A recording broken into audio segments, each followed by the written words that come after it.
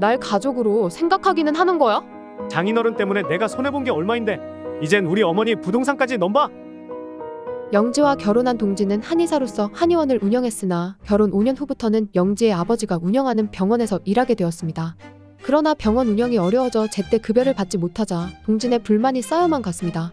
영지는 조금만 참고 기다려달라고 했지만 참다 못한 동진은 결국 영지 아버지의 병원을 떠나 한의원을 개업했고 갈등은 커졌습니다. 동진은 한의원을 운영하면서 수입과 지출을 영지에게 전혀 알리지 않았습니다. 생활비도 일정하게 주지 않으면서 본인의 어머니에게는 수시로 돈을 줬습니다.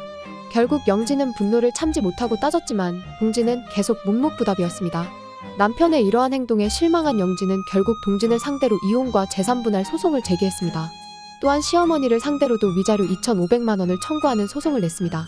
시어머니는 저희 친정부모를 무시하고 남편의 수익을 빼돌린 돈으로 부동산을 샀다고요. 이들의 소송 결과는 과연 어떻게 되었을까요? 법원은 영지에게 일부 승소 판결을 내렸습니다. 부인에게도 남편의 경제적 상황을 이해하고 지지하려는 노력이 부족한 잘못이 있지만 이는 동진이 한의원의 재정 상황을 알리지 않고 단독으로 수익금을 관리 처분하면서 영지를 경제적으로 소외시켰기 때문이다. 혼인관계 파탄의 책임이 더 큰 동진은 위자료 3천만 원과 재산분할금 5,800만 원을 아내에게 지급해야 한다. 그러나 재판부는 시어머니에 대한 영지의 청구는 받아들이지 않았습니다. 시어머니가 동진으로부터 수시로 돈을 받아 본인 소유 상가의 대출금을 갚기는 했지만 이것만으로는 동진이 영지를 경제적으로 소외시키는 과정에 시어머니가 의도적으로 가담했다고 보기는 어렵다.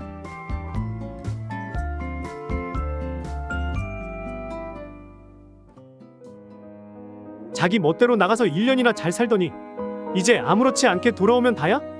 기철과 혜지가 결혼한 지 35년이 되어갈 때쯤 경제적 문제로 부부싸움이 일어났고 혜지는 집을 뛰쳐나갔습니다. 그냥 나가버릴 거야. 혜지는 분노에 차서 집을 떠나보닌 직장 근처 원룸에서 생활하기 시작했습니다. 그녀는 남편 기철이 자신이 1년간 가출하면 남편의 태도가 변할 것이라고 기대했지만 기철은 1년 동안 별다른 연락을 하지 않았습니다. 1년이 지난 후 혜지는 다시 집으로 돌아왔습니다. 하지만 기철의 마음은 달랐습니다. 시원하게 집을 떠날 땐 언제고 난 이렇게는 못 살겠어. 우리 이혼하자. 기철은 단호하게 말했습니다. 그러나 혜지는 거부했습니다. 나는 그저 우리의 관계가 나아지길 바랬을 뿐이야. 이혼은 원하지 않아. 기철은 결국 법원에 이혼 청구 소송을 제기했습니다. 이들의 소송 결과는 과연 어떻게 되었을까요? 법원은 기철의 이혼 청구를 받아들이지 않았습니다. 법원은 혜지가 가출한 이유와 상황을 참작할 만한 사정이 있다고 보았습니다. 혜지가 가출이라는 방법을 선택한 잘못이 있기는 하지만 이는 기철의 태도의 변화를 기대한 것이었으며 다니던 직장 근처의 원룸을 구해 잠시 생활한 것으로 보인다.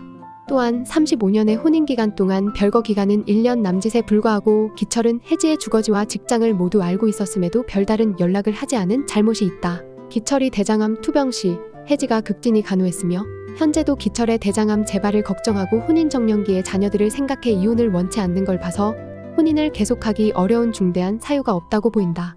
따라서 기철과 혜지의 갈등은 서로 이해하고 대화로 풀어가려는 노력을 다한다면 개선의 여지가 있다.